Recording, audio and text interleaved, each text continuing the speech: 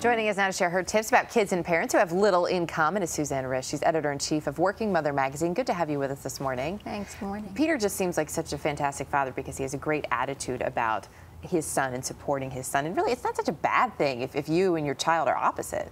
Absolutely not. The key here, I mean, it can feel like a bad thing to parents. They can feel at a loss, like, oh my God, my child isn't like me, what do I do? But the key is really to focus on understanding your child. Focus on what you want to learn about your kid, not on your differences. So here, it's not about the son learning about drywall. It's about the fact that the dad really wants to get to know him, and it's okay, whatever he is. And he's just so supportive, which I think is really beautiful. One of the most important things you say, if you are working to parent your child who's a little bit different from you, is to avoid labeling them. Why? Well, every child is born with a unique temperament, and that doesn't really change, it just evolves. So, for example, if your child is a little reticent meeting strangers, you don't want to label your child as shy, because the child could take that as a negative, and you're pigeonholing your child. What you really want to do is realize that labels can be very limiting. So instead, you might want to recognize that there's some real positives here. Your child is cautious, and praise her for that. Right. Yes. And so praise those things and also nurture their interests, whatever they may be. If it is singing and, you know, your talent is caulking. Exactly. You want to recognize, you know, you might be a couch potato and your child is a soccer star. So it's really an opportunity for you to learn from your child.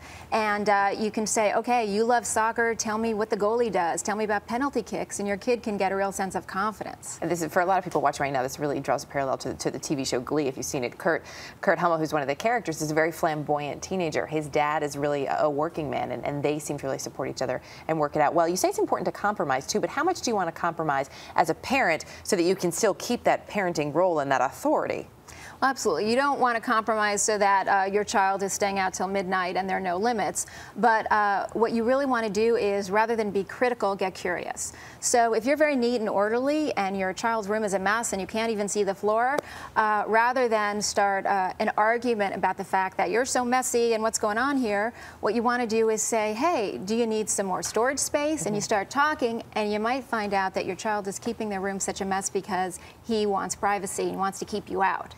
And by doing that talking, by finding out what makes your child tick, it also may help you appreciate their perspective on things. Absolutely. Children are usually doing things for a reason, and you want to find out what's really going on. Of course, we should, you know, we're talking about dealing with a child who's so different from you that it's confusing, but sometimes a child can be a lot like you, and there is still no clear-cut way on how to parent, correct? Yeah, I mean, you may think if you have a mini-me that you're on easy street because your child is identical, but the pitfall there is that you might start answering questions for your child, assuming you know what color your child wants their room, what they want to do with their life. You might start mapping out a plan that's really your plan.